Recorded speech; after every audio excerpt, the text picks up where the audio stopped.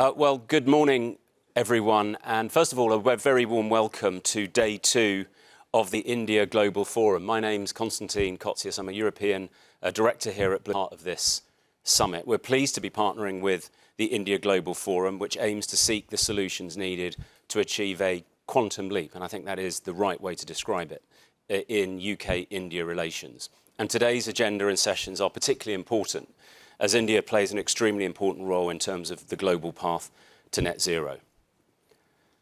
Over the past years, India has emerged as a key player for clean energy and clean tech, and we've seen considerable initiatives from both the government and private players around the climate transition. India's transition to net zero also requires a significant investment, and a major chunk of this investment will need to come from external sources, hence making India a promising sustainable finance hub that's already attracting global interest.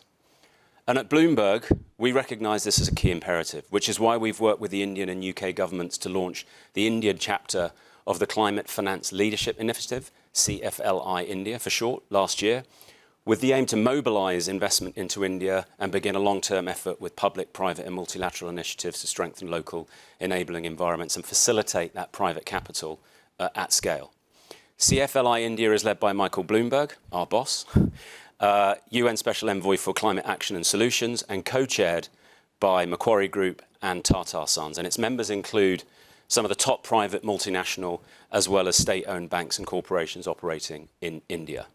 Today's agenda will look at some key aspects of India's opportunities and challenges around climate finance and technology. We'll hear views from a range of key ministers and policymakers from both the UK and Indian governments on what a green future will look like and what it will take, importantly, to get there.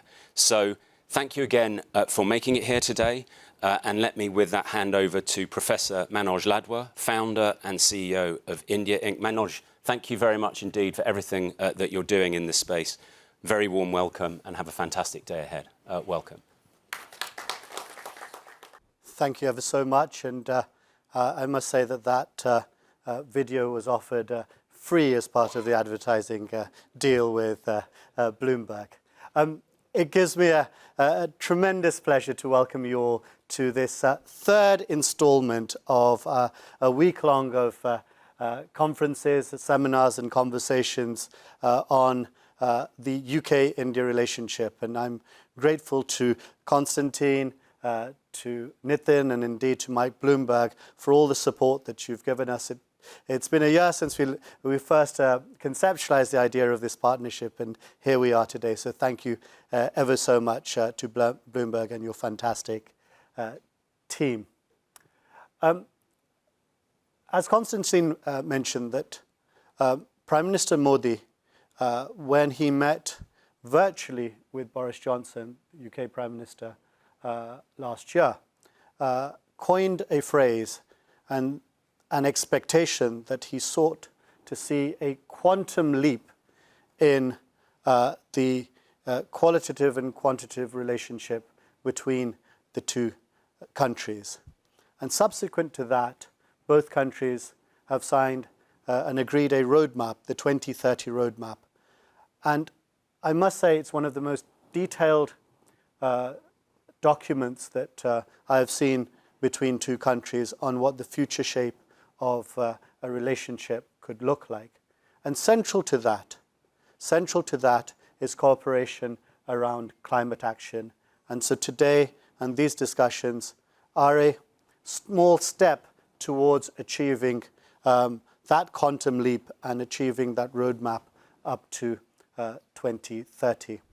I'm delighted that we have Lord Grimstone here with us, Lord Gadia, and various other illuminaries that will be addressing us during the course of this morning, including the President of the COP26 and India's Environment Minister, who will be joining us virtually. Friends, at COP26, many of you would have listened very, very carefully to Prime Minister Modi's speech, in which he set India onto a net zero target to be achieved by 2070. There are three groups of people that would have looked at that and thought. The first group would have said there was no need. India's doing all that it can. And there are a fair number of those. The second are those that have patted India on the back and said, well done, achievable, great. But there's a third group. And I'm in that group, and I think many of this in this room are in that group. Said 2070, yes. But how can we support, encourage, help India to come in closer? And for that, there will be a need for finance and for technology and financial collaboration and technological collaboration. And I see no better partnership than that between the UK and India in helping us achieve a net zero target that can bring India further in. But it's not one way. It's also that India, over the last few years, is producing significant technologies through its startup ecosystem, some of it which is now becoming fabled through its unicorns and programs, that I believe that UK and India should harness. So British finance, Indian technology, British access to markets, Indian access to talent. It makes a great opportunity for a deep partnership which could achieve that quantum leap. So without further ado, I'd like to welcome on stage John Moore and Lord Grimstone to kick off the proceedings. Lord Grimstone, as I think everybody in this room knows, is the Minister in charge of investments and also, I think, the biggest advocate for UK-India relations as well. So please, thank you.